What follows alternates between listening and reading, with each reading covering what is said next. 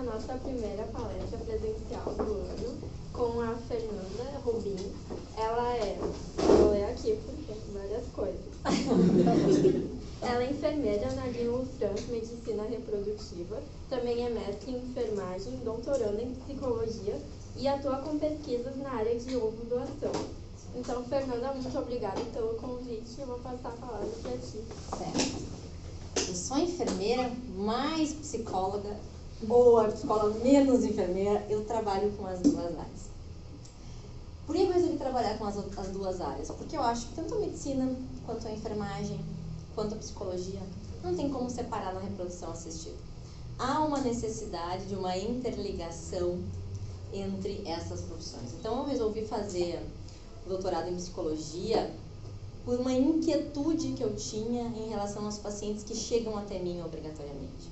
Eu brinco, mas a psicóloga da clínica é a Cláudia, ela está aqui hoje, o papel dela é outro na clínica, como psicóloga, mas não adianta, a enfermeira recebe muitos pacientes e a gente precisa saber lidar com as angústias do paciente também.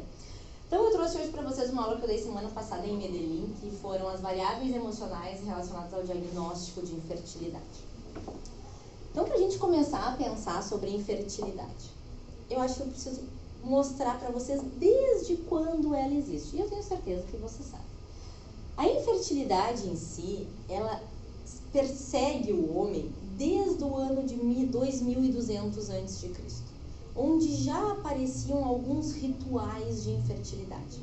Mas foi só na Idade Média, ali pelo século XI, mais ou menos, que a infertilidade passou a ser descrita. E alguns livros já falavam sobre a infertilidade como doença e as suas possíveis curas.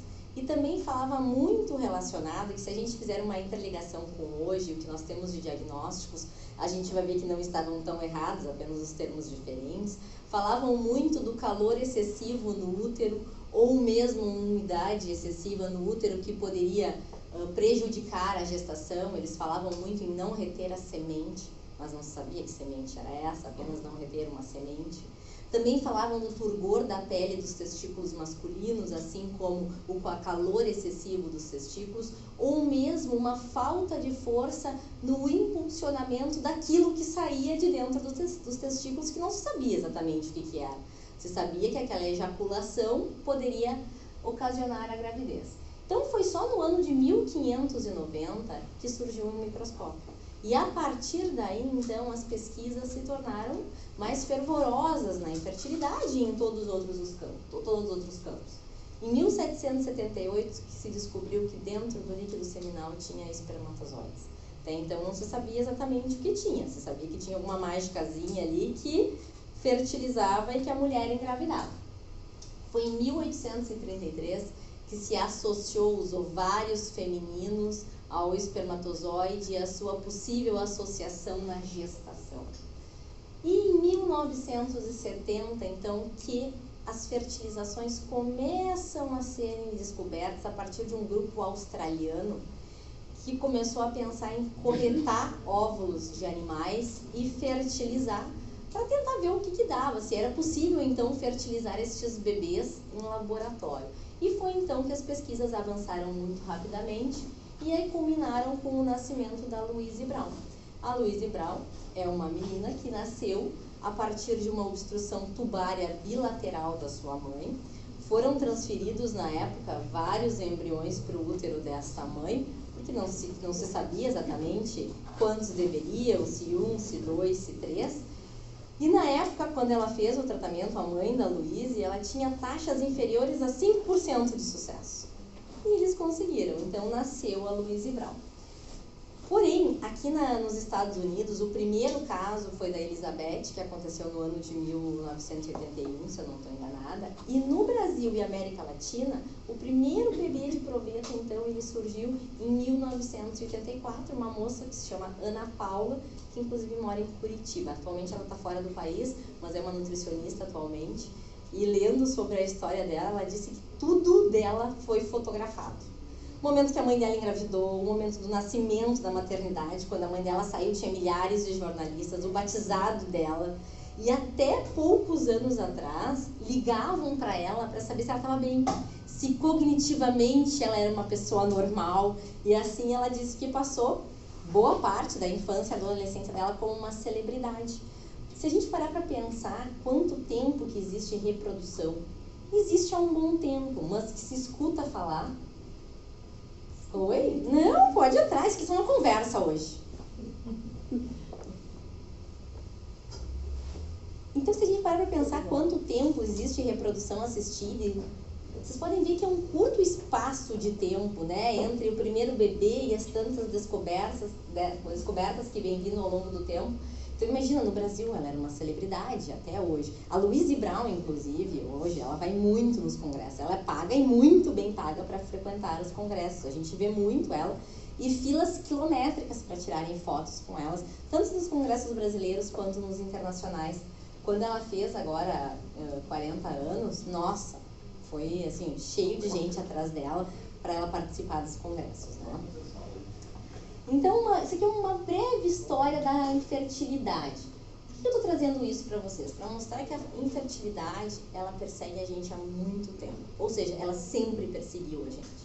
O problema é tal que a gente pensa na infertilidade como a impossibilidade de gestar, a impossibilidade de nos tornarmos pais, a impossibilidade de fazer a transição do casal para pais, que a gente chama da conjugalidade, para parentalidade.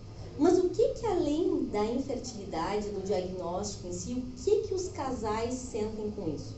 E vocês, como médicos aqui, que eu estou vendo que a grande maioria vai ser médicos, biomédicos, eu acho que a gente sair um pouco do diagnóstico em si, do corpo doente, e começar a olhar a pessoa como um todo. Até porque a infertilidade é uma doença silenciosa. Ninguém sabe que tem até conseguir engravidar, na sua grande maioria das vezes. Mas ela também é uma doença perigosa. Por quê? Porque ela não só impede de ter um filho, ela causa outras tantas doenças mentais. Mentais gravíssimas, que podem levar, inclusive, a coisas muito sérias no futuro. E é sobre isso que a gente vai falar hoje. E por que eu trouxe isso para vocês hoje? Porque, como bons médicos, vocês veem muito o diagnóstico, e é super importante, mas também a importância da equipe multidisciplinar está no outro lado, dando esse suporte emocional extremamente necessário para esses casais. Então, o que é muito falado a respeito da infertilidade? O que causa a infertilidade? Uma ansiedade extrema, uma autoestima baixíssima, porque afinal de contas, mesmo naquelas mulheres, naqueles homens que não querem ser pais, serem mães, existe, né, um pouco do que eu vou parar a pílula e eu vou engravidar. Nós somos uma geração, e vocês são uma geração, que vocês já devem ter escutado milhares de vezes dos pais de vocês. Deus o livre tu não te formar. Deus o livre tu não conhecer o mundo. Tu tem que ter a tua casa, o teu carro, e só depois tu vai pensar em ter filho. Dá tempo? Nem sempre. Tu vai te formar, tu vai te especializar, tu vai ganhar dinheiro, tu vai viajar. Talvez com 35 anos tu não estejas pronta. E talvez com 35 anos já pode começar a ficar tarde demais para pensar em engravidar. Então, isto gera uma baixa autoestima. No momento que eu quero e eu não consigo. Poxa, eu consegui tudo. Eu sou médica, eu sou bem sucedida, eu estudo pra caramba, eu só não consigo ter uma criança. E isso leva a uma depressão profunda por parte das pessoas que estão vivenciando isso. A tristeza, obviamente, e um isolamento social. Por que o isolamento social? Que não é pouco frequente, não é na faixa de vocês, mas é na minha faixa, as pessoas brincarem. E aí, quando é que vai ter um filho? Tá com problema? Vou contratar alguém para te ajudar. Eu digo isso nas rodas dos meus amigos, do meu marido. Cansou de dizer, vou contratar o mesmo que engravidou a Fernanda, se tu não tá conseguindo. E às vezes a gente não sabe o quanto aquele casal tá sofrendo por não conseguir, o quanto eles estão tentando e eles não estão conseguindo ter. Então a tendência é o quê? Eu não me enquadro nesse meio. Todos os meus amigos já têm filhos. Eu não consigo ter. O que eu vou fazer? Eu vou ficar na minha. Eu não vou sair com eles, eu não vou na festa, porque eles não vão me perguntar. E não me perguntando, eu não sofro, eu não preciso mentir. Porque daí vem a mentira. Não, eu não quero ter filho. Nós já decidimos que não queremos engravidar. Às vezes não é verdade, às vezes estão tentando e não conseguem. As preocupações quanto ao futuro, e aí mais pra frente eu vou falar um pouquinho do narcisismo parental, do quanto nós gostaríamos de perpetuar o nosso DNA, o nosso link genético na nossa prole. Os sentimentos recorrentes à incompetência, que é justamente isso, eu consegui tudo, poxa, eu só não consegui ter um filho. Meu pai e minha mãe nunca me disseram que para eu ser uma pessoa bem-sucedida, eu teria que me preocupar com a minha fertilidade, ao contrário. Eles fizeram uma castração química conosco, com anticoncepcionais, com medicamentos injetáveis, para que a gente não engravidasse e pudesse ter a nossa carreira. O luto pela gestação não espontânea, porque no momento que vem o diagnóstico de infertilidade, voltando atrás, no momento que tu quer engravidar, tu já cria um bebê imaginário. Tu já imagina aquela criança a partir do momento... Talvez vocês que sonhem em ter filhos, desde quando brincavam de bonecas, vocês já imaginem um bebê. Um bebê parecido com vocês, com esse olhão azul dela, ou assim, ou assado. No momento que tu é castrado desta possibilidade, tu precisa deixar de lado todos aqueles sonhos de uma vida inteira e tu vai ter que partir para uma nova possibilidade. Eu costumo dizer quando as pacientes chegam até mim na clínica que a gente vai fazer que nem o Waze. A gente vai recalcular a rota. Não deu desse jeito, a gente errou o caminho, vamos recalcular a rota e vamos ver onde a gente vai conseguir chegar com isso. E os prejuízos nos exercícios da sexualidade com a consequência no relacionamento conjugal. Por quê? Sexo é para procriar. Mesmo que não no dia a dia, a gente tem muito isso, sexo é para procriar. No momento que eu não consigo procriar porque eu tenho um diagnóstico de infertilidade, vale a pena eu fazer? Junto de todos esses sintomas que eu já estou sentindo em função do diagnóstico, então tem um prejuízo muito grande na vida do casal. Eu trouxe esse resumo aqui, esse resumo é um guideline do ESHRE. O ESHRE é a Sociedade Europeia de Reprodução Assistida. É o último guideline de psicologia que fala sobre a infertilidade. E ele é muito bem explicado, porque aqui ele mostra, nessa primeira linha, as necessidades do paciente. O que o paciente precisa para ter? Então, ele precisa ter um estilo de vida saudável, exercícios, atividade física, uma boa alimentação. Ele precisa ter uma vida relacional boa, com família, com amigos, com trabalho. Emocionalmente ele tem que estar bem e cognitivamente um bom entendimento da situação. Tudo isso que o paciente precisa. Mas aí a gente tem o diagnóstico de infertilidade. E à medida que o número de ciclos vão acontecendo, aqui está o diagnóstico, aqui está o primeiro ciclo do tratamento sem sucesso, aqui está o segundo, está o terceiro, está o quarto. Isso não é Nilo Frantz, tá? Isso aí são dados mundiais. Brincadeira, mas os pacientes aqui não são tão resilientes assim. Perfil diferente que eu percebo em São Paulo. Aqui no Rio Grande do Sul, nas nossas clínicas, o paciente faz 1, 2, talvez 3 ciclos. Em São Paulo, eu já cansei de atender pacientes que vêm de clínicas de 9 ciclos, 10 ciclos. O tamanho da resiliência é diferente da população gaúcha, né? É um perfil de paciente diferente. Então, tudo isso daqui que eu falei no início, que o paciente precisa ter, isso que vai se deteriorando ao longo do caminho. Aquele conhecimento que ele tinha já não existe mais, porque afinal de contas eu sou infértil, mas eu faço uma FIV. O que a pessoa pensa quando faz uma FIV? Vai dar certo. Afinal de contas, vou tirar meu óvulo, vou pegar o sêmen do meu marido, eu vou fazer e vou engravidar. Não deu certo. Então, o meu conhecimento ele ficou para trás. O meu estado emocional ficou complicado, porque eu já estou partindo de uma segunda frustração. Eu já não engravidei em casa. E agora também não engravidei na clínica. O meu trabalho também vai ficar prejudicado. Por quê? Porque todos nós temos uma vida extra, um diagnóstico. E também isso acontece muito lá na clínica. Tem que marcar a ecografia às 9 da manhã. A paciente olha pra gente e diz assim, eu tenho uma reunião às 9 da manhã. A tendência do profissional é pensar o quê? Poxa, mas a prioridade é o teu trabalho ou é o teu filho? A prioridade é o trabalho. Primeiro que vai pagar a conta é o trabalho. E segundo que até ontem eu sempre trabalhei. Então começa a prejudicar, porque tu tem que ter jogo de cintura. Tu não vai contar no trabalho muitas vezes que tu tá fazendo um tratamento de reprodução assistida. Então, o que tu quer? Tu quer no meio termo que tu não precise te afastar muito, no final da manhã, no início da tarde, bem cedo da manhã, bem à tardinha, para que tu não dê muita satisfação pro teu chefe, pro teu colega, né, pros teus funcionários, enfim. E assim vai indo. E na medida que os tratamentos vão avançando, tudo isso daqui vira uma bagunça. E outros tantos sentimentos são experienciados. No final de tudo isso aqui é uma desordem. E aí vocês pensam que no final de tudo isso a gente tem esperança que a gente vai entregar o bebê pro filho, para esses pais. Então veio no ciclo 1, deu errado, eu me frustrei, eu fiquei triste, eu fiquei ansiosa. Veio o ciclo 2, já começou a prejudicar meu trabalho, porque eu já saí mais cedo, eu já não quero contar. Até que chegou o bebê. Como é que esse casal está preparado para ter este bebê? E isso é uma responsabilidade de cada um de vocês aqui que talvez um dia vá trabalhar com reprodução assistida.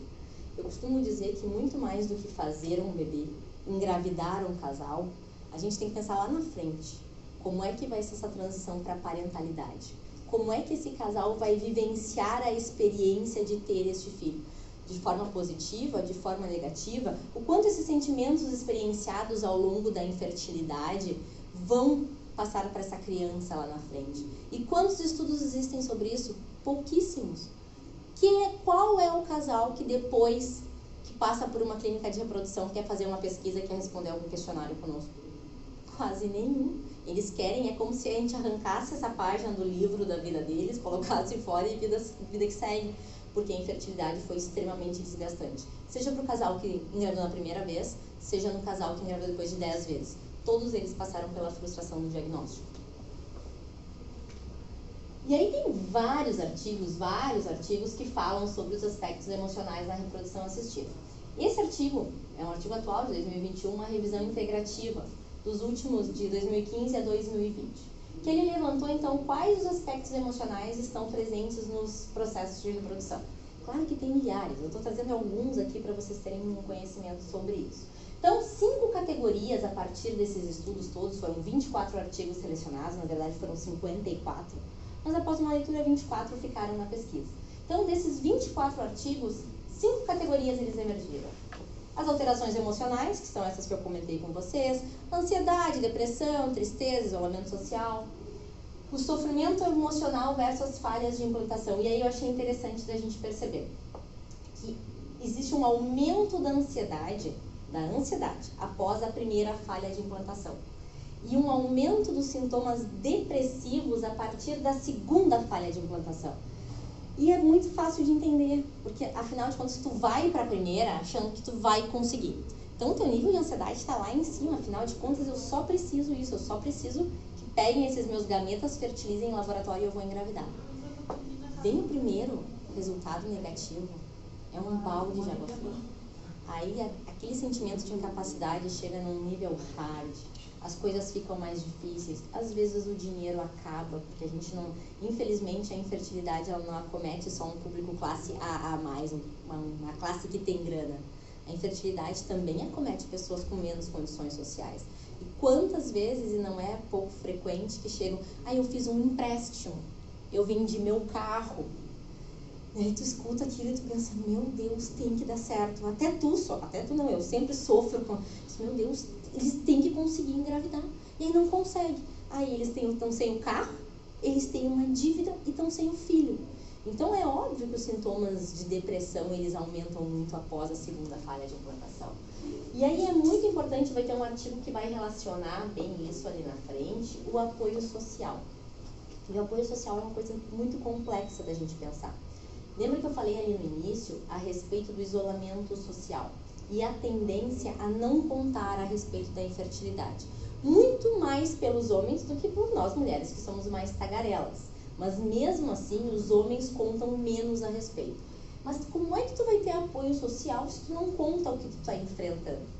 E como é que tu vai, uma psicóloga que tu não conhecia, tu vai contar? Então é difícil. E aí está a importância das psicólogas nos centros de reprodução assistida. São tratamentos diferentes. O paciente, o que acontece? O paciente passa por mim. E eu digo, olha, agora tu vai marcar uma consulta com a psicóloga da clínica. Mas eu já tenho psicólogo. Mas são abordagens completamente diferentes.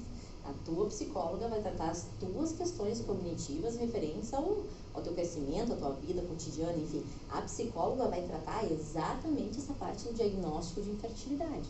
Então, esse apoio social, em alguns artigos, ele mostra que quanto maior o apoio social, menor a tendência de abandono do tratamento. E o apoio que mais me chama a atenção nisso é que o apoio social não é o do marido. O do marido é importante, sim, porém ainda falta um apoio social da família, dos amigos, das pessoas que convivem rotineiramente. Importantíssimo também que as pessoas criem estratégias de enfrentamento, seja essa por uma consulta com a psicóloga, seja essa conversando com um amigo. Tem pessoas que vão ter estratégias de enfrentamento que realmente vão ser factíveis, que realmente vai acontecer, que ela vai conseguir enfrentar. Tem outras que não vão conseguir construir as suas próprias ferramentas. E o importante é vocês que vão estar na linha de frente um dia. Todos vão sofrer. Uns vão demonstrar mais, uns vão demonstrar menos. Mas o sofrimento vai existir para todos aqueles que tiverem um diagnóstico. E aí então as intervenções terapêuticas que vai depender muito de cada diagnóstico, de cada paciente, de cada caso. falo quase mais com as mãos do que com as bocas, né? Mas é bem assim mesmo, tá? Tá tudo bem. Esse estudo aqui, então, é um estudo que eu acho bacana, mas também vou dizer para vocês que é um dos pouquíssimos que eu já vi a respeito. Isso aqui é um estudo que fizeram na Suécia com 470 mulheres 20 a 23 anos depois de realizarem o tratamento de fertilização in vitro. Os tratamentos de fertilização, eles ocorreram ali pelos anos de 86 a 89, se eu não me engano, 89, e eles foram pesquisar essas famílias entre 2008 e 2009. E nada diferente do que a gente já imagina, mas é diferente quando as coisas estão escritas e realmente clareia isso para nós e nos mostra a importância. Essas 470 mulheres que toparam participar desse estudo, entre várias coisas que aconteceram, mostraram o quê?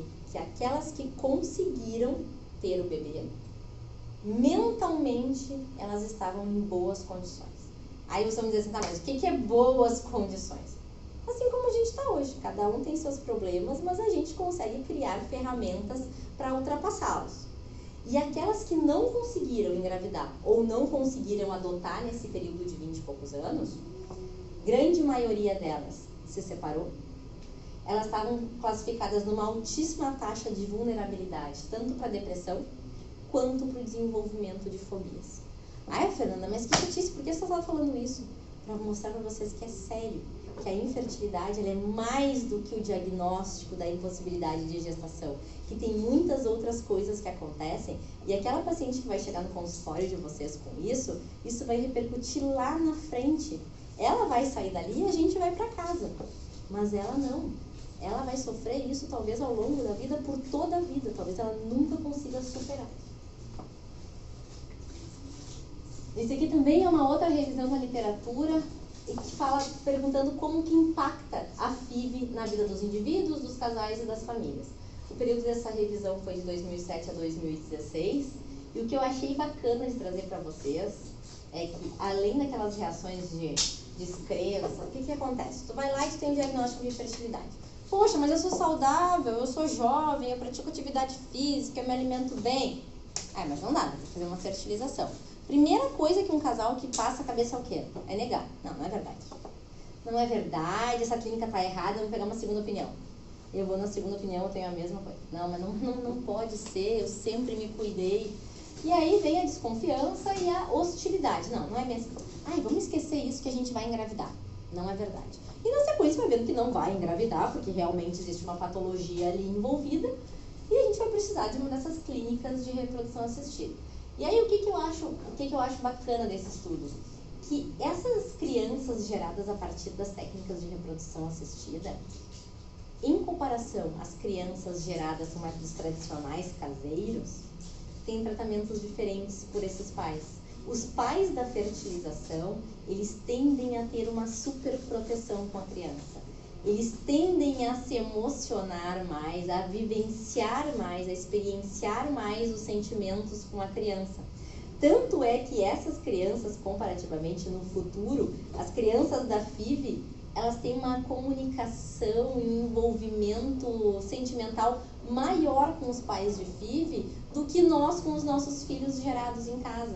Porque afinal para nós foi tão fácil engravidar, né? Era tentar, o papo não deu certo, e eles não. Então, este sofrimento leva esses casais, na sua grande maioria das vezes, a experienciarem viver mais, se permitirem viver mais as possibilidades com o filho e atendendo mais às suas necessidades. Eu que trabalho muito com ovo doação, esses estudos relacionados mostram muito que a mãe sem o link genético, ela tende a tentar ter mais atividades, mais rotinas, mais tarefas e mais envolvimento com o filho, como se ela pudesse esquecer a falta do link genético. Como se o filho mentalmente pudesse saber que aquela mãe não tem o link genético, mas ela tenta suprir por um outro lado. Isso não existe, o filho não sabe disso. Mas a mãe tem isso em mente e tenta suprir as suas necessidades. Então, os filhos de FIV são crianças teoricamente mais super protegidas por aquelas famílias que os geram. Então aqui, e também acho importante da gente falar, homens e mulheres sofrem iguais? Sentem da mesma forma? Não. Como eu falei, as mulheres tendem a falar mais. Os homens tendem a falar menos. Então, as mulheres, elas aceitam mais facilmente os tratamentos de reprodução. E os homens aceitam mais facilmente não terem filhos.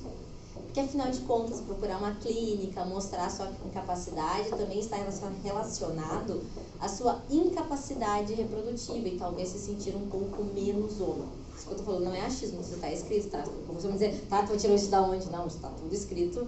É exatamente isso que se pensa hoje, o que se tem nas pesquisas, tá? Então, as mulheres compartilham mais facilmente seus sentimentos. E com o passar do tempo e o diagnóstico, as mulheres tendem a ter visões otimistas e encorajadoras. Não deu a primeira, mas eu vou de novo, vai dar certo. E isso acontece muito. Às vezes a gente vê a primeira tentativa de FIV, e a Cláudia vai lembrar assim, o primeiro casal, ele veio casal, lépido, faceiro, um amor. Na segunda tentativa, a gente já vê o marido 1 ou 2 vezes. Na terceira tentativa, a gente nem vê o marido, porque o marido já não quer mais. É a mulher que está ali fazendo isso. Eu tive um casal que fez embriodoação. Fizeram um FIV, eu sempre via o casal. Ela tinha uma endometriose profunda, falência ovariana, e ele também tinha problemas. Enfim, optaram por fazer uma embriodoação depois de uma falha de implantação. Durante o FIV com gametas próprios, ele sempre esteve presente, eu via ele sempre. Quando veio o diagnóstico, onde vai ter que ir para a embriodoação, ele fez a consulta comigo. Conversou, se mostrou super inacessível, não estava aceitando. A embriodoação é quando a gente já pega um embrião pronto, proveniente de outro casal, com características semelhantes àquele casal que vai receber, tá? Ou seja, a gente não usaria o sêmen dele, nem o óvulo dela, apenas o útero dela para gerar a criança. Eu nunca mais vi o cara depois da primeira consulta comigo. O cara sumiu. Para minha surpresa, ela voltou. 2, 3 semanas depois, disse, eu vou fazer. Eu disse, cadê o fulano? Não quer, não sei, mas se separaram? Não, a gente tá ali, mas eu vou fazer. Eu vou fazer o tratamento, porque o meu sonho é ser mãe, não importa se do meu gameta, do meu marido ou não, eu quero ser mãe. E ela assinou os termos de consentimento sozinha. E ela fez o tratamento.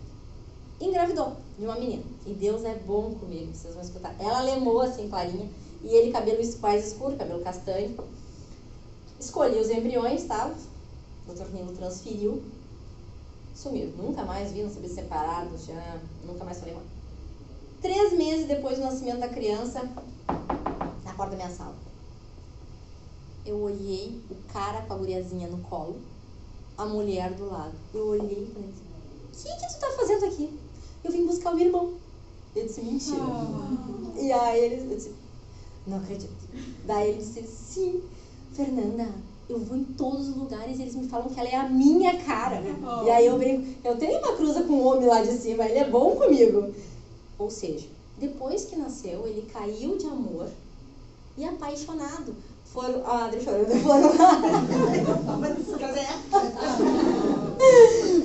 lá, fizeram a transferência do segundo e não engravidaram do segundo.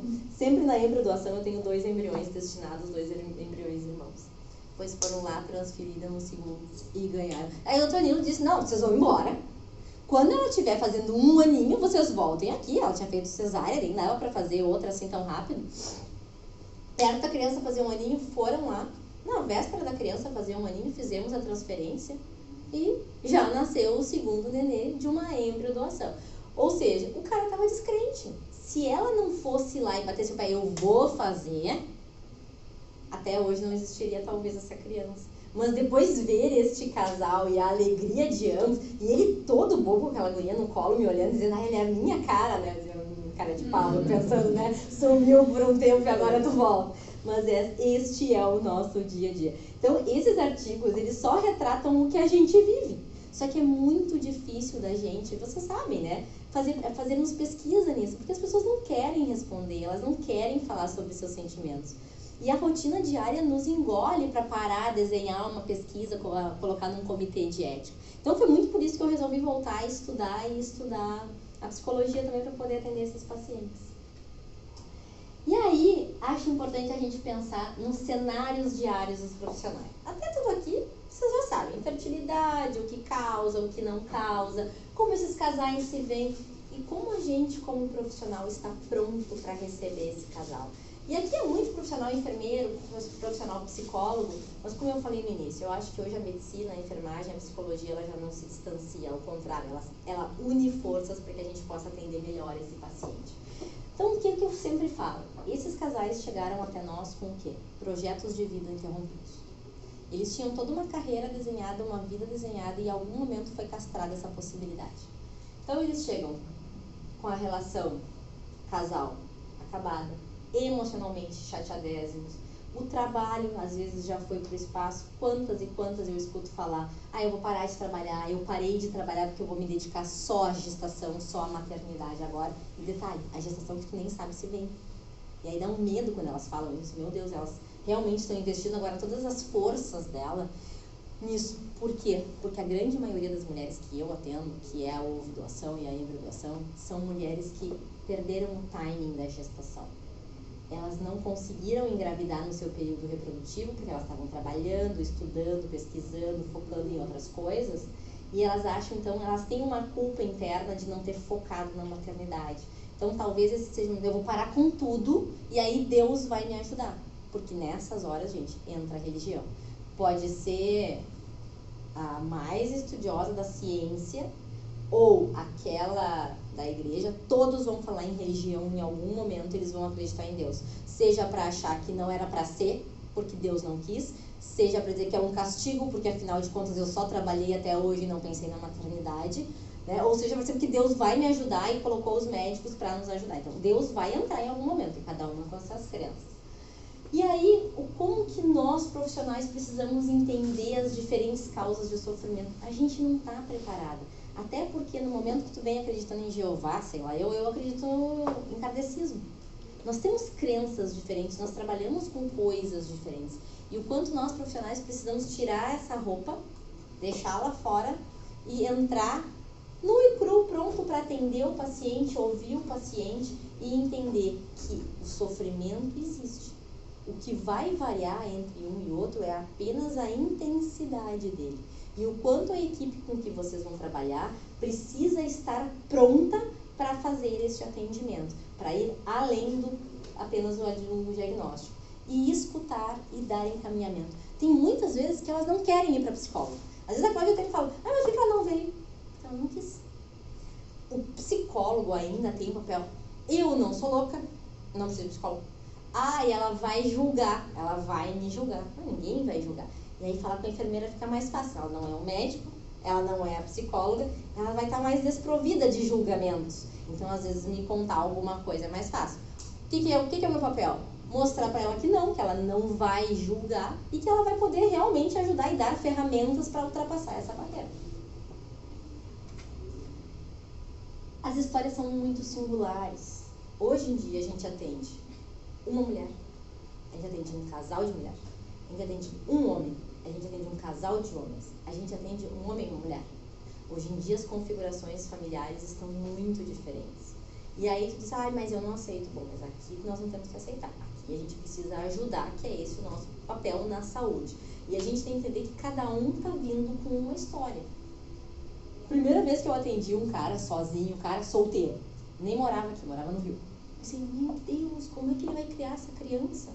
Homem, sozinho, solteiro, a gente não tem óvulo, a gente não tem útero, quem vai ser isso? Não cabe a mim julgar. Eu precisava dar as ferramentas para que ele conseguisse ter esse filho. E quanto, depois conversando com ele, ele já foi julgado por isso. Nossa, tu tá louco? Tu não tem nada para ter um filho, adota uma criança. E por que não utilizar o sêmen dele se ele tinha o sêmen dele? Então, o que é importante? As histórias de vida são de cada um. São histórias singulares, cada um com a sua personalidade, cada um com as suas experiências. A mesma forma que eu vivi ser filha, não foi o jeito que vocês viveram serem filhas. Os pais de vocês criaram vocês de um jeito. Então, talvez com a gente conversando, as nossas crenças sejam completamente diferentes. Mas aqui nós, da área da saúde, a gente tem que estar em prol do paciente. E com uma visão global do paciente, não apenas do corpo doente. Então, a necessidade é da gente escutar. Agora, nem sempre a gente tem que executar, e isso é importante, porque nos angustia muito. O paciente traz uma necessidade dele: eu quero isso. Eu não consigo te dar isso. Mas não tem problema a gente mostrar para ele, olha, eu consigo ir contigo até aqui.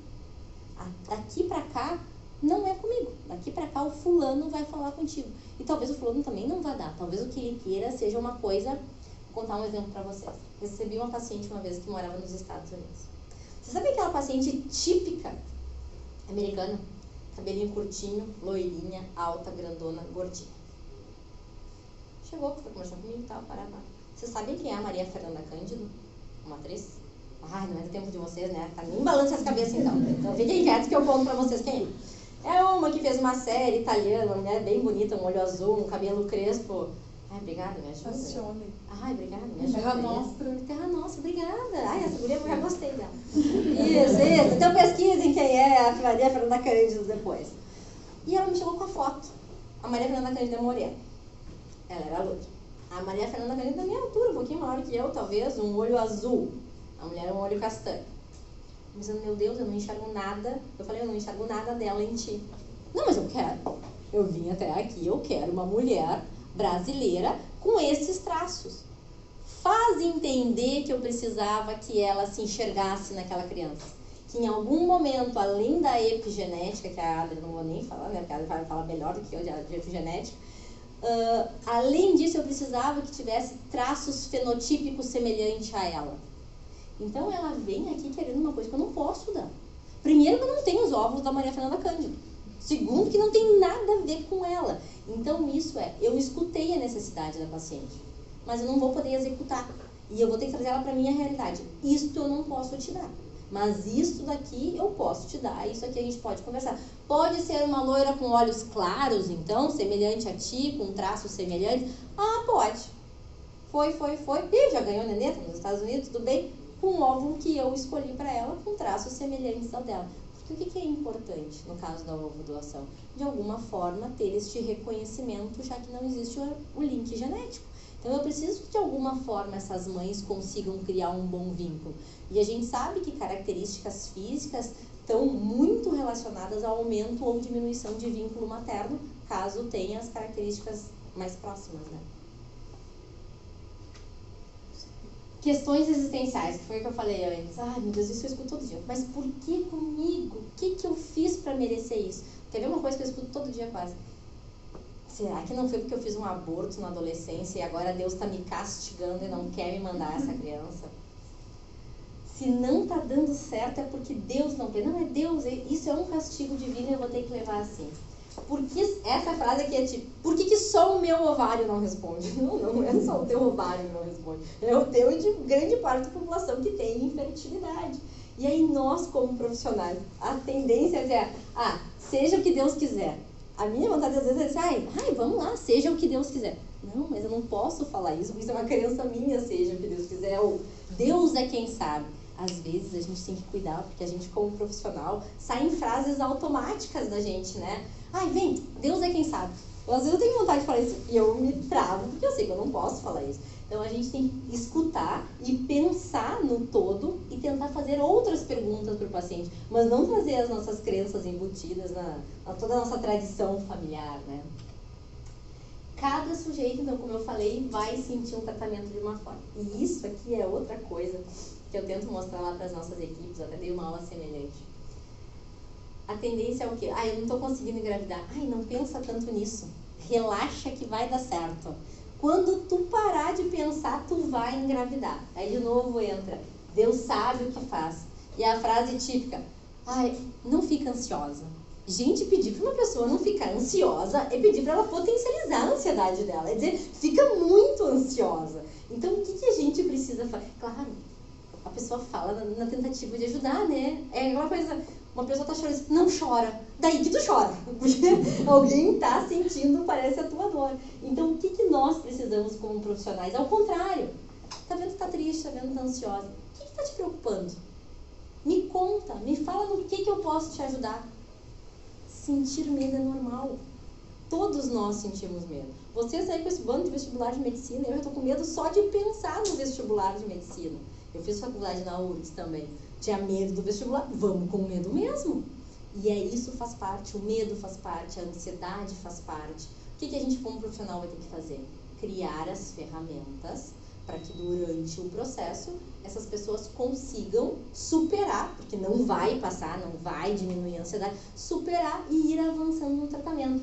Tem muitos estudos relacionados de um auto-boicote que as pacientes fazem quando elas estão em níveis altos de estresse, se auto-boicotar na medicação, não fazer a medicação correta, esquecer a medicação. Tem uma história até que escondeu a medicação de si mesma, a paciente, para não fazer, porque afinal de contas eu já acho que não vai dar certo. Se eu não fizer a medicação no horário certo, eu vou ter uma desculpa. Foi a medicação. Eu esqueci a medicação e foi por isso o meu fracasso. Então, tudo isso está relacionado. E a importância da gente criar mecanismos ao longo de um processo de reprodução assistida para que isso não aconteça. E isso que eu estou falando para vocês parece uma coisa de outro planeta. Não, acontece todos os dias, o tempo inteiro, com todos os pacientes, 100% dos casos. Como eu falei, uns mais, uns menos. E aqui também eu acho que é uma coisa importante, que também muito pouco comentada. Estou quase terminando, tá? Parentalidade. Chega um casal, quer ter um filho, casal bacana, tem tudo, não tem a criança. Vamos fazer esse neném com essa criança, vamos fazer esse neném, vamos engravidar, vai dar tudo certo. Como é que esse casal vai se tornar pai e mãe? Como que as experiências que eles viveram na tua clínica de reprodução vão se expressar nessa criança? Porque vai. As experiências que a gente vive hoje, elas repercutem na gente lá na frente. Como que isto vai repercutir naquela criança? Será que não é responsabilidade nossa saber como essas crianças estão sendo colocadas no mundo? Que tipo de famílias nós estamos formando? E isso livre de julgamentos, se a família X, Y ou Z. Eu estou falando de link, de sentimento, de adaptação ao meio. Porque todo mundo sabe que a gestação em si, ela é uma redefinição da identidade. Seja da identidade do pai, seja da identidade da mãe. Porque afinal de contas tu era uma pessoa e agora tu carrega outra pessoa. Pessoa essa que... Vocês têm filhos aqui? Algum tem filho? Sim. É. Quando tu olha, quando nasce, tu pensa, meu Deus, o que eu fui fazer da minha vida? Tu olha aquela criança que não faz nada assim, é pro resto da vida que é minha responsabilidade. Dá medo, dá muito medo. Então esse casal já passou, na maioria das vezes, por muita insegurança no início, porque ele não podia engravidar. E nasce aquela criança, ele vem com todos aqueles sentimentos experienciados e como que vai dar a formação dessa família? Então isso é importante. Alguns estudos também relacionam muito que quanto melhor a experiência do casal dentro de uma clínica de reprodução assistida, melhor vai ser essa transição para a parentalidade e melhor vai ser essa formação familiar. E os fatores que impactam muito, né? A falta do link genético. Eu não estou usando meu óvulo aqui no caso da ovo doação quando não tem o link genético, ou seja, na embrio doação quando não tem o material dos dois. Como é que eu tô carregando aquela criança? Primeiro que tu já tem medo do desconhecido quando tu tá grávida, e tu não ama uma barriga. Ninguém ama uma barriga. E as pacientes da ovo doação me mandam muito, Fernanda, eu não sinto nada por essa barriga. Eu disse, tudo bem, eu também não sentia quando eu estava grávida. Ninguém ama o que não conhece. Mas é potencializado pelo medo de não saber o que tem aqui dentro. Quantas vezes eu já ouvi assim, tem certeza que tu não botou um japonesinho aqui dentro? Tenho. Isso são fantasias criadas. E a gente sabe que as fantasias do bebê imaginário, elas começam no final do primeiro trimestre de gestação. Que é quando se tem uma chance menor de perdas e as mulheres já começam a imaginar. Então, tu imagina aquelas que não tiveram o seu DNA naquela criança. O que elas pensam? Elas não conhecem. Elas não viram. Quem viu fui eu, quem escolheu fui eu. O que passa na cabeça delas? Quem tá ali dentro? Eu tô grávida do quê? De quem? Então, e aí entra muito o narcisismo parental. Nós, mulheres e homens, nós temos muito isso de querer perpetuarmos a espécie, perpetuarmos os nossos genes. E no momento, tu é castrado dessa possibilidade porque tu não vai usar o teu material genético. Ou seja, a tua espécie termina aqui agora. Tu não vai ter um teu no futuro. E as pessoas querem isso. Talvez vocês nunca tenham pensado a respeito. Mas se a gente parar para pensar em gestação, em ser mãe, em ser pai, a gente quer poder se olhar na criança, poder ver um olhinho, poder ver uma boquinha, poder ver um cabelinho encaracoladinho. E não vai ter. Muitas vezes não vai ter. E aí vem o abandono do filho tão sonhado. Eu sonhei a vida inteira que eu ia ter esse meu filho de olho azul. E eu não sei nem se eu vou ter um filho, quem dirá um filho de olho azul, pelo menos não é o meu olho azul. E isso é importante. Às vezes a gente fala para o paciente, não, mas eu vou ter alguém com características fenotípicas semelhantes às tuas. O teu olho azul, o teu cabelo loiro. Mas entenda, não é o meu olho azul, não é o meu cabelo loiro. Quantos tons de cabelo loiro existe, Fernanda? Como é que tu vai saber? Esses dias me mandou foto dos pés. Fernanda, eu queria que tivesse os meus pés. Vocês imaginam o tamanho do sofrimento dela? Que ela gosta do pé. Outras dizem, olha bem o meu nariz. Eu adoro o meu nariz, eu quero o meu nariz. Não vai ter o teu nariz. Não vai ter o teu nariz. O meu filho tem o meu nariz, mas é só. É? Aí dizem que meu filho é a minha cara, não sei, mas né? Meu marido diz que não, que é a cara dele.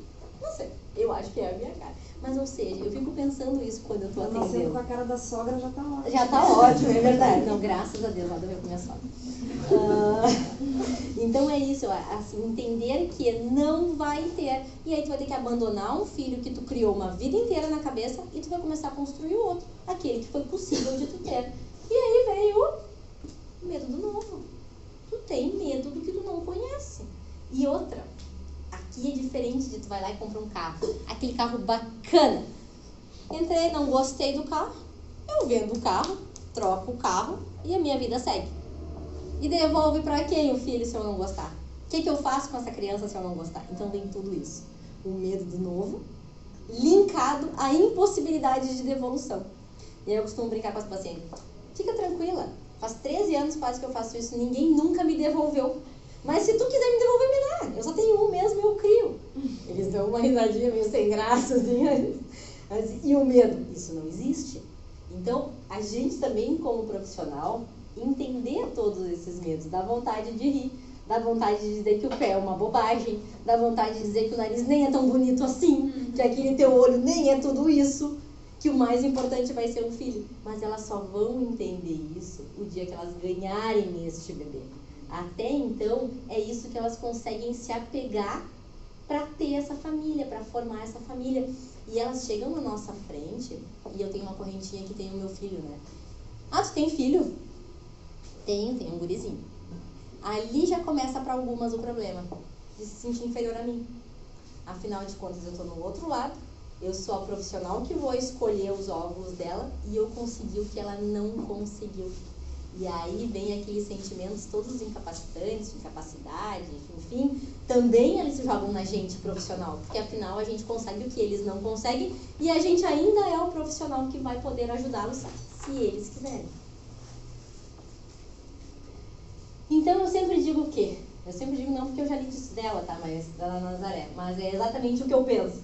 Pode-se afirmar que a presença dos bebês torna possível tanto a reinvenção, a identidade dessa mulher e desse homem, mas também a continuidade das sociedades. E é isso que um casal que nos procura, ele quer. Ele quer se reinventar como casal, ele quer se tornar pais, eles querem viver a parentalidade e eles querem perpetuar, de certa forma, a espécie deles. Eles querem que a sociedade siga. Então, só para descontrair, coragem não é ausência de medo. Coragem é resistir ao medo. Tá com medo? Vai com medo mesmo, que no final o bebê vai valer a pena.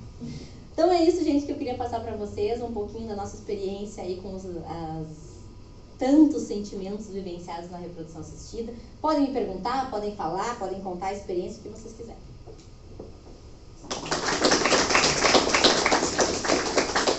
Pode falar também. Eu tenho uma pergunta. Pode falar. Em 2019 eu estava no curso de Direito e surgiu uma questão sobre a reprodução assistida, sobre a ética dentro da escolha dos traços da criança. Eu gostaria de saber mais sobre isso, linkando a ética, né, o direito, a medicina. Então, isso é uma coisa bem complicada, tá? Hoje em dia, a gente tem muito pouca legislação específica a respeito de reprodução assistida. A gente tem as resoluções da diretoria colegiada e a gente tem as normativas do Conselho Federal de Medicina e é a partir disso que a gente se baseia para trabalhar. A gente, como clínica, ainda mais uma clínica de grande porte, tem que seguir todas elas. As características fenotípicas, elas sempre são de responsabilidade de alguém de nível superior, treinado para tal. Não necessariamente até então precisava ser o médico. Hoje em dia, na última normativa de 2022, o responsável técnico da clínica também tem responsabilidade por. Tem uma pessoa que faz, mas ele também vai ser responsável legalmente caso não seja. O que a gente tem para ajudar nisso? Tá? A gente tem um aplicativo lá na clínica de reconhecimento facial, desenvolvido por nós, onde nós cadastramos 2 fotos da paciente, meio corpo, corpo inteiro, e preenchemos com informações que ela nos fornece. Então, a paciente tem 1,65 m, tem 50 e poucos quilos, ela é caucasiana, ela tem o cabelo ondulado, loiro, olhos azuis, e ela é de descendência italiana e alemã. Está preenchido ali. Esse aplicativo, ele vai fazer medições da paciente e ele vai gerar um algoritmo. E ela está cadastrada na categoria receptora. Aquelas pacientes que vão se encaixando nos critérios de doação de óvulos, seja para preservação social, seja por uma infertilidade masculina, elas passam por diversos critérios e quando aprovadas elas também são cadastradas no aplicativo. Esse aplicativo faz matchings e fica fazendo cruzamentos. E ele faz testes de compatibilidade. E ele vai gerar, por exemplo, um relato. Qual é o teu nome? Priscila. A Priscila, eu tenho uma paciente aqui com a Priscila com 70% de semelhança, tem uma com 58% de semelhança e tem uma com 5% de semelhança. O aplicativo até agora, ele comparou a Priscila com as pacientes. Eu, Fernanda, vou comparar a mãe da Priscila com a mãe daquela paciente selecionada, o pai da Priscila com o pai da paciente selecionada, a Priscila pequenininha com a paciente pequenininha. Por que é importante? Não adianta eu olhar só para a Priscila. Só tu não me diz nada. Eu preciso olhar para a tua família, para as tuas descendências. Tem todo um estudo em cima das descendências, o que eu posso misturar e o que eu não devo misturar. Por exemplo, a Priscila tem este fenótipo. Um nariz pequenininho, uma boca delicada, mas tem um cabelo castanho e um olho castanho. Aí a minha paciente é muito semelhante a ti fisicamente, mas ela tem um avô negro. Eu posso misturar nesse caso? Não. O corpo do africano ele é diferente, o nariz, a boca, o próprio cabelo. Então eu não posso misturar. O libanês, não Mas posso se olhar misturar. pra minha bisavó, vai ver que ela era... Mas se tu tem... tipo. Isso, mas se tu tem, pode ser. Agora o problema é se tu não tem. Isso, o que eu digo que é importante? O olho castanho e o cabelo castanho é uma coisa muito genérica. Eu sei que tem clínicas que olham só pra ti. Não me adianta. Se tu não me disser como é que era tua avó, que era negra, teu avô, eu não vou saber se tu não me contar. E aí eu posso errar e pegar uma pessoa, por exemplo, semelhante a ti de descendência italiana. Me sai uma criança de olho azul. Não é parecida contigo. Então a gente tem que cuidar. Mas é parecida com meu avô, por parte de mãe, que tinha olho azul. Mas tu me informou isso. Se tu não me informar isso, eu não sei. Claro. E o que a maioria das clínicas faz? Pega uma foto e compara com outra pessoa. O que a gente faz? A gente olha as descendências. E aí a gente consegue ter maior compatibilidade. Tá. Mas quanto ao que a tua paciente tinha pedido, parecida com Maria Cândido, a pergunta seria mesmo sobre escolher um traço específico. Porque eu posso, Sofia pode ter filhos, mesmo que o marido seja igual a ela, pode ter filhos com olhos castanhos. Sim, porque é estatística. Isso. Pode acontecer. Então, a questão é, ela pode escolher traços que ela não tem?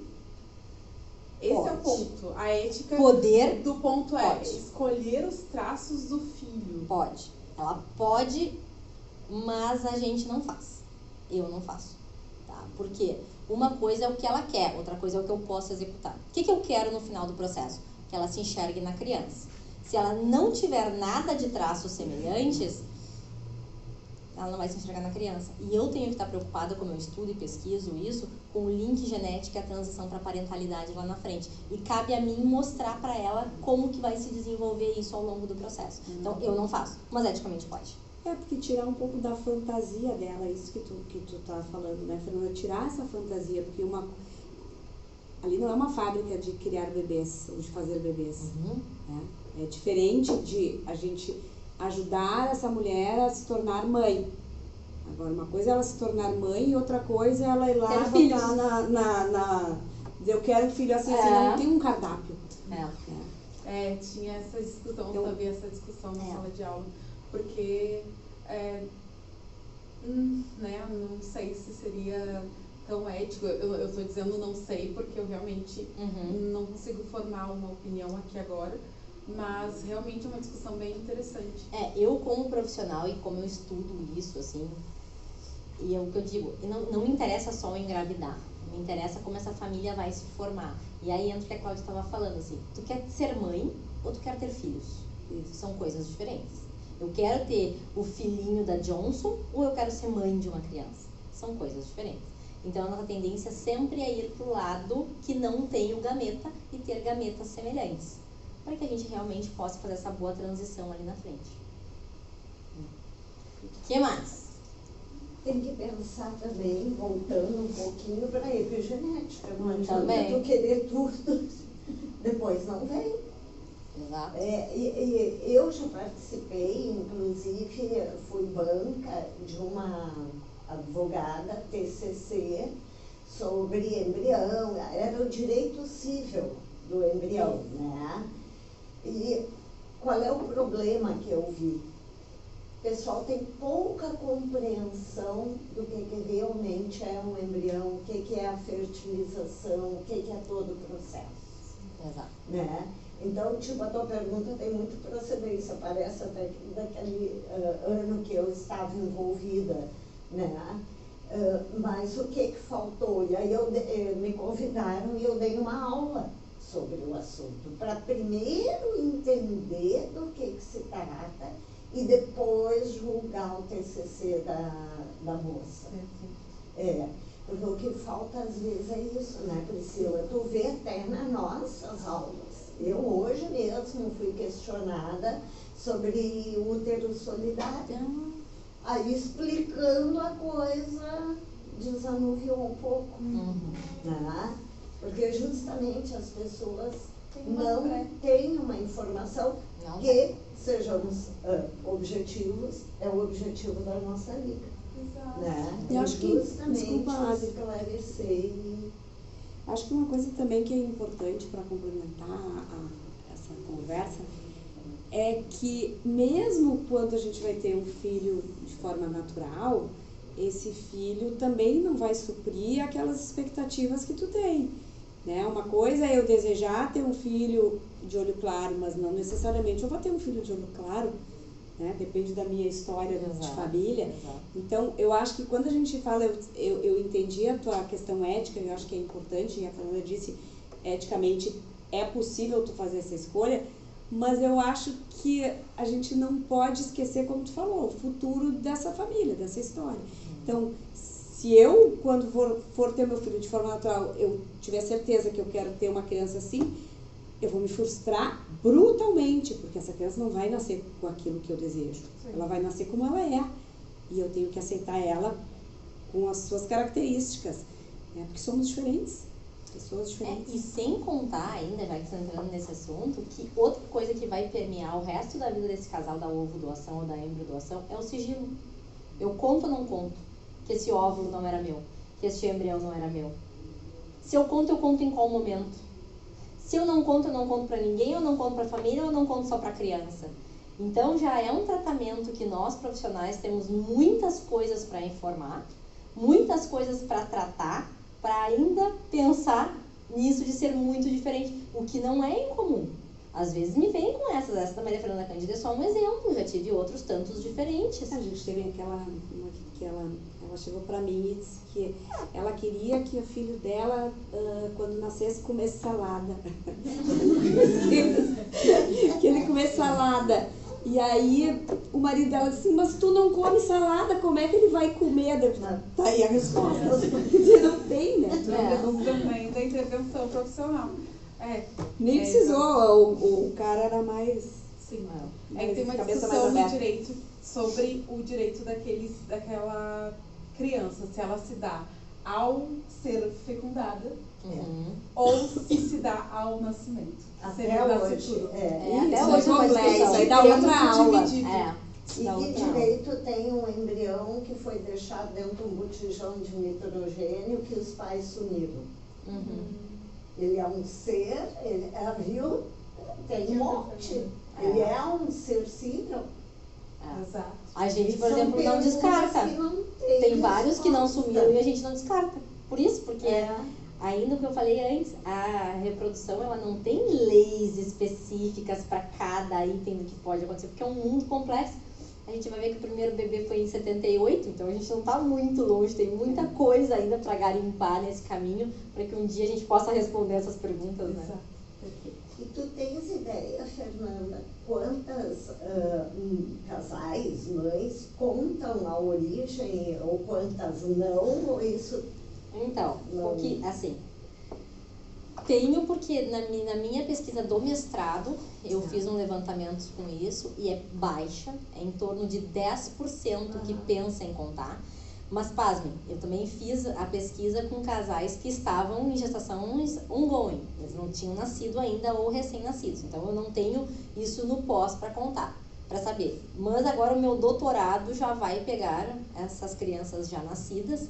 Então, talvez ano que vem eu conte para vocês como é que foi os resultados do doutorado.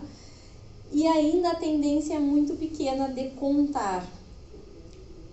E aí tem toda uma discussão em cima disso do contar ou não contar, né? E tem um caso que trouxeram para esse congresso de Medellín, que ela contou e eu achei muito bacana. A criança nunca soube que ela era de ovo doação, porém a família inteira sabia. Até que um priminho ficou sabendo e contou para ele que ele não era do óvulo da mãe dele. Este casal pegou essa criança e levou para essa psicóloga que era dessa clínica onde ele foi feito. E a psicóloga mostrou para ele tudo como foi feito, o óvulo, o espermatozoide, levou no laboratório, levou na estufa. Essa criança nunca questionou a respeito do óvulo. Ele não tinha dúvidas que ela era a mãe dele. A única dúvida dele era: e o que mais mentiram sobre a minha vida? E o que mais eu não sei? Então, por uma fragilidade da mãe, que não se sentiu preparada por, acabou colocando em jogo outras tantas questões que não haviam outras mentiras, né? Mas então é isso, assim, então isso é muito complicado do contar ou não contar. Ainda, as minhas pacientes, enquanto eu tenho ainda converso com elas, é não contar. A maioria não quer contar. É o que eu disse, que é arrancar aquela página da história do livro, botar no lixo e vida que segue. Embora eu tenha muito bom vínculo com elas e eu consigo fazer pesquisas com elas, elas me respondem bem, mas elas procuram não falar com outras pessoas a respeito. Interessante isso também, então é bem diferente nas sociedades. Agora, que eu estive em Londres com o pessoal que fez esse tipo de tratamento, 90% vai contar ou já contou. Ah, não, é papo reto. Mas é diferente. A Europa em si tem muitos países que obrigatoriamente tem que contar. Tem isso, são outras também, regras, né? São outras regras. Tem outros que podem ou não contar, que inclusive pode ou não conhecer a doadora se quiser. E no Brasil tem todo o lance de sigilo e anonimato. Então, que já leva Dificulta. a mentira.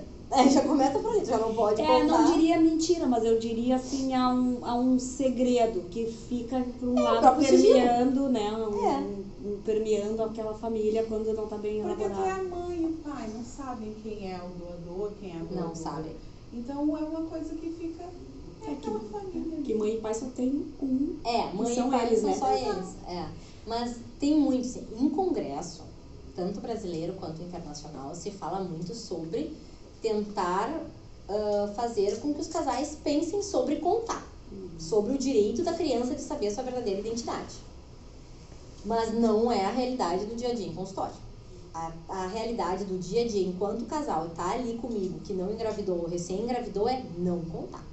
Então, é uma dicotomia, assim, é manter o sigilo, é deixar naquela mentirinha, então, o sigilozinho a respeito e não falar. E em congresso, ao contrário, não, tem que falar, tem que falar, tem que falar. Eu acho que tu tem que fazer o que teu coração manda. O que eu digo para as pacientes, essa pergunta sempre vem. Eu conto ou não conto? Não sei. Mas tu vai entender o que tu precisa fazer. Tu vai entender o que tu precisa fazer nesse momento. Eu não considero que tenha certo, que tenha errado, que seja mentira, que seja verdade. Eu acho que cada família vai se criar do jeito que der. Até porque, coitada daquela mãe, coitada no sentido assim, não é fácil para aquela mãe que recebeu. E ainda ela vai carregar esse fardo. Eu vou ter que contar um dia. Talvez ela não saiba como contar um dia. E tá tudo bem. Não tem problema a gente não saber tudo, né? Em questão, assim, vocês também, além de características físicas, vocês também olham, tipo, a tipagem sanguínea para evitar a tipagem negativa? Sempre. Não acontecer assim. Certo, tipagem sanguínea é pré-requisito. Tem casais que, inclusive, na embriodoação abrem mão de tipagem sanguínea, mas a gente procura não abrir, a não ser que seja na embriodoação casais muito peculiares, tipo japonês. Nós não temos. E se tem, vai ser ali um A com um O e o outro casal é B com AB. É isso que tem. E aí, mas assim, tudo conversado. Olha, existe essa possibilidade. Porque também na legislação não é uma obrigatoriedade, contanto que o casal esteja ciente. É, porque o fator pode gerar aborto também. É, o fator RH. Mas aí, tendo um fator RH, já sabe que vai ter que fazer um CUM, talvez a Rogan ali na frente. Mas a gente orienta, né? Até porque ela já recebe uma carta pro obstetra, quando ela é liberada da clínica, já com alguns fatores que precisam ser vistos futuramente. Tu tinha comentado, né, que atualmente existem os mais diversos tipos assim, de pacientes, né? Pode ser solteiro, homem solteiro, mulher solteira, casal, enfim. Tem algum estudo que relaciona assim, a taxa de gestação comparando indivíduos solteiros, seja homem ou mulher, com casais, seja um Hétero? É, a taxa. Sim. A taxa de sucesso, tanto nos homofemininos, quanto masculinos, quanto nas produções independentes, ela é mais alta do que nos héteros. Porque os héteros só nos procuram por motivos de infertilidade. Os homo ou as produções independentes não são inférteis na maioria das vezes. Eles só não têm o útero ou o gameta que está faltando. Então as taxas de sucesso são mais. E realmente são na prática também. Mas em relação ao casal e ao indivíduo solteiro, assim, porque imagina que o casal tu vai ter o suporte do teu companheiro, né, em questão psicológica. Então psicologicamente não tem diferença ainda. Até li esse domingo uns estudos para falar para você sobre isso, e ainda não existem diferenças estatísticas que realmente sejam relevantes quando um tem mais suporte e o outro tem menos suporte. Então ainda não tem nenhum estudo que mostra que quem tem mais suporte consegue ter uma taxa maior de gestação. Isso ainda não tem. Obrigado. Tu contou ali que não ser uma mulher, quando fala da barriga, né? Não sei nada pra essa barriga. Tu tem algum caso assim, que depois que já nasceu a criança, que ela, alguém, um casal, a mulher, te mandou mensagem assim, falando que não tem essa parentalidade com a criança, e associando isso à reprodução assistida? Então, ela não me mandou mensagem, tá? Esse casal é um casal que chegou na clínica. Nós temos uma clínica em São Paulo, eu nunca vou me esquecer desse caso. Foi o primeiro caso de ovo doação que eu atendi em São Paulo. Ela vinha de outras clínicas de 9 fertilizações in vitro sem sucesso. E já tinha feito casos de ovo doação. Por Deus, que quando aquele casal chegou em mim, já tinha passado pelo Dr. Nilo, eu pensei, meu Deus, o que a gente vai fazer de diferente para esse casal engravidar? Não sei que mágica que o Dr. Nilo fez, que óvulos tão maravilhosos que eu consegui, que tão bom laboratório a gente tem, que a gente conseguiu engravidar.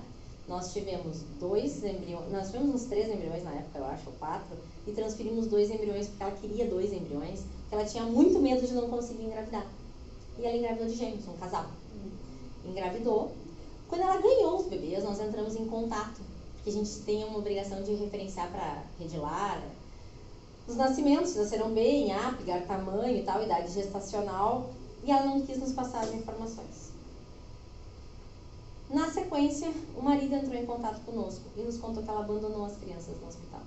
As crianças nasceram prematuras e ela abandonou as crianças no hospital. E foi todo um trabalho feito em cima disso, deles. Ela não queria contato com a clínica mais. E ele nos contou, nos reportou, que estava dando muito trabalho aquelas crianças na UTI. Ela foi embora e ela não voltou para amamentar, não voltou para tirar o leite, não voltou para nada. Tamanho o estresse dessa mulher vivenciado ao longo de todos esses anos, de todas essas tentativas de fertilização in vitro frustradas. Hoje em dia, é um casal, uma família, dentro de um padrão de normalidade.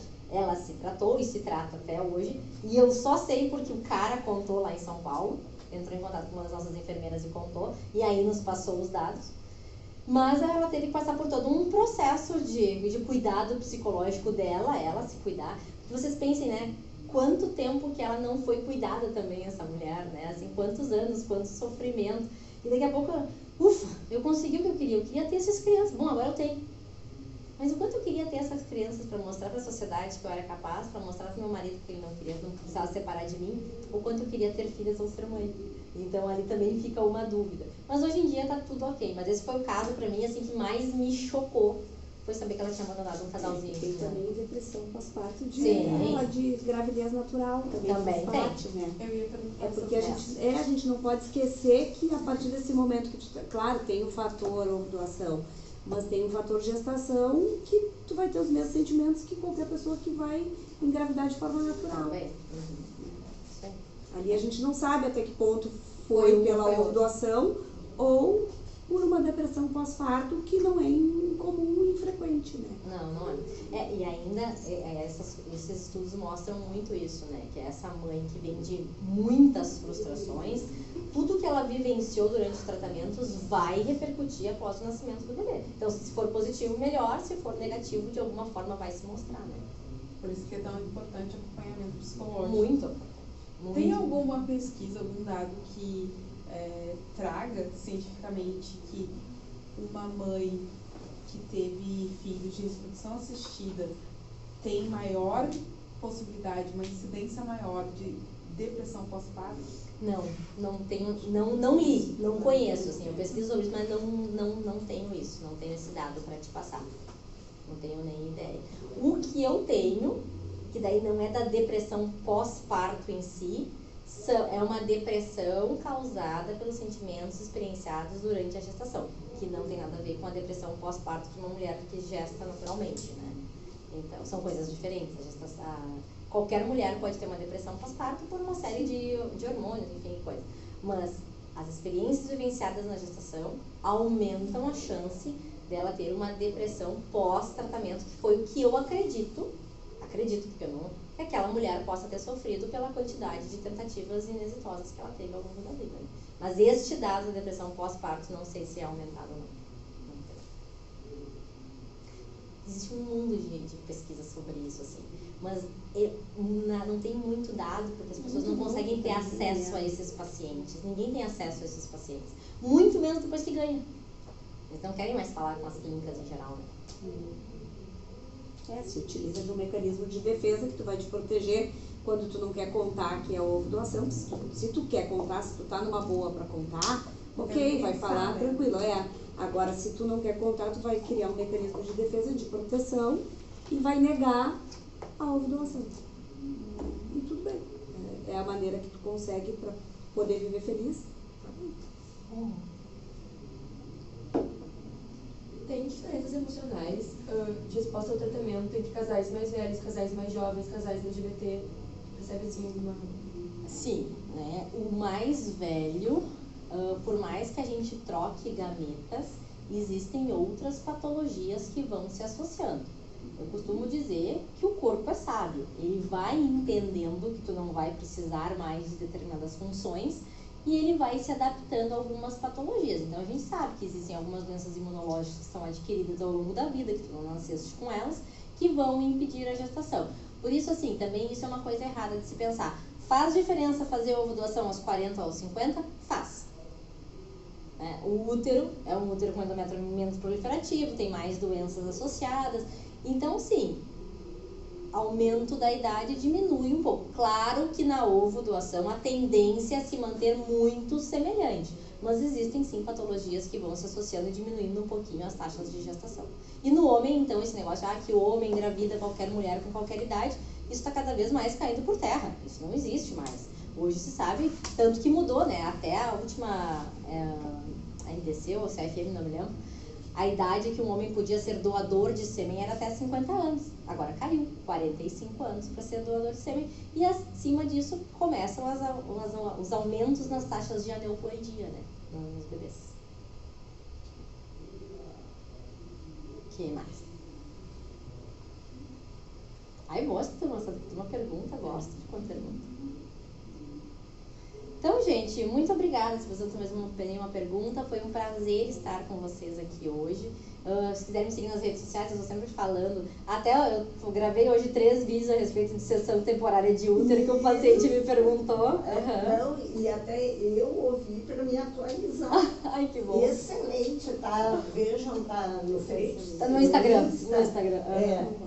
Sobre a útero solidário, as regras e tudo, tá bem legal. É uma resolução nova ou isso já... Ela mudou agora em 2022, ela teve algumas alterações, que até então não tinha algumas exigências e agora tem. Então, assim, ela tá sempre mudando. Mudam pequenos detalhes, né? Mas vai mudando. Agora, por exemplo, agora não. Antes não era tão obrigatório, eu acho, ter um filho nascido vivo. Agora tem que ter um filho nascido vivo. Antes não deixava bem claro da responsabilidade quanto aos custos, tanto com médicos quanto com a equipe multidisciplinar. Aquele casal que vai usar o útero solidário, ele é responsável por fazer o custeio médico daquela paciente que vai gestar por ele, até o puerpério. Antes isso não era bem claro. Então tem algumas coisas que vão mudando. E tem uma coisa bem pontual que as pacientes que aconteceu um tempo atrás e eu resolvi falar hoje. Declaração de nascido vivo. Uma paciente um dia me ligou aos prantos falando isso. Meu filho vai nascer com o nome da pessoa que gestou ele, porque a declaração de nascido vivo no hospital sai em nome da quem está ganhando o bebê. Mas se tu pegar esse documento junto com os termos de consentimento assinados na clínica e levar no cartório, na declaração de nascimento da criança já não está mais o nome da mulher, e sim dos pais biológicos. Né? Sobre isso, a pessoa que está gestando, como é que é a mesma expressão? Eu esqueci. Cessão temporária de útero. Isso. Ela precisa ser parente? Porque até então era necessário. Não. Hoje em dia, isso é importante também, assim, tem muita gente que não tem parente, né? Claro que o recomendado é grau de parentesco até 4º grau. Por quê? Porque eu não preciso pedir autorização para ninguém para fazer. Mas eu não tenho, eu tenho uma amiga, eu tenho uma conhecida. Pode, contanto que a gente peça uma autorização ao Conselho Regional de Medicina. A gente vai dar um laudo psicológico, termos de consentimento, não pode haver trocas financeiras e a gente vai pedir para o conselho. Se o conselho autorizar, não tem problema algum. Temos muitos casos que fizeram e deu tudo certo. Então, pode. Isso eu coloquei também, pode. Porque eu tenho muito casal que eu fico sabendo de homoafetivo masculino, que até entra em contato comigo por redes sociais. Eu não sabia que podia fazer no Brasil, eu fui para Espanha até, fui para não sei onde. Pode, no Brasil pode. Mas é meio recente também, não? Então, não estava claro, até o último CFM, isso não estava escrito. Dizia que tinha que ser parente. Mas já se sabia que quando se pedia para o conselho, se toda a documentação correta, muitas vezes a gente tinha a possibilidade de fazer. E agora saiu por escrito na última normativa. Não, é ótimo. Eu adoro falar sobre isso, porque são assuntos que as pessoas às vezes não falam muito, né? E desconhecem a população em geral. É um desconhecimento, né? Mas isso dá outra aula. É verdade. De pouquinho em pouquinho a gente desmistifica, elimina informações pouco verídicas. E sempre é muito importante estudar, ir atrás, procurar guidelines, Sociedade Americana, Sociedade Europeia, sempre guidelines muito atualizados, muito bons. Isso tudo traz informações de verdade pra gente falar para os nossos pacientes, né? Eu odeio o empirismo, eu odeio o achismo. Eu acho. Eu prefiro dizer, olha, não sei, não conheço, do que, eu acho. Não acha nada, né? Não é ninguém para achar alguma coisa. Então, assim, sempre estudar muito para poder passar informações verdadeiras, né? Congressos, né? Tô indo essa semana dar aula no congresso também, Eu dou bastante aula em congresso, adoro. E é pra isso, pra gente desmistificar o tema, né? Certo? Então, eu quero agradecer muito, que eu tenho certeza todos aproveitaram, e quem está online também, Fernanda, assim, excelente. Muito obrigada, Adri, estou sempre à disposição. Parabéns pelo trabalho. Obrigada. Eu acho que a Cláudia também, né, em nome da clínica, e junto comigo, diz como a clínica se beneficia desse teu empenho.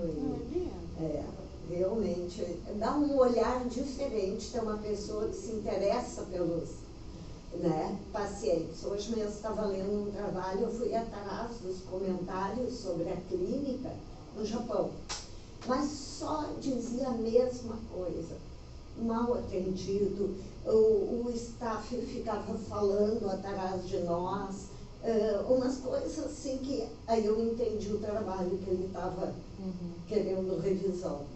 Realmente um trabalho feito sem nenhuma personalização, individualização do paciente.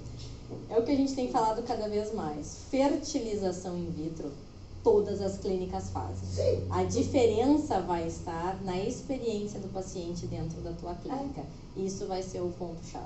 Então, cada vez mais nós da Nilo, a gente tenta fazer com que a experiência do paciente, por mais que ele não saia com o bebê no colo, que 50% na melhor das hipóteses não vai sair, pelo menos que ele tenha uma experiência boa na clínica, agradável, boa, né, sem grandes traumas. Cuidado, né? Então tá, gente.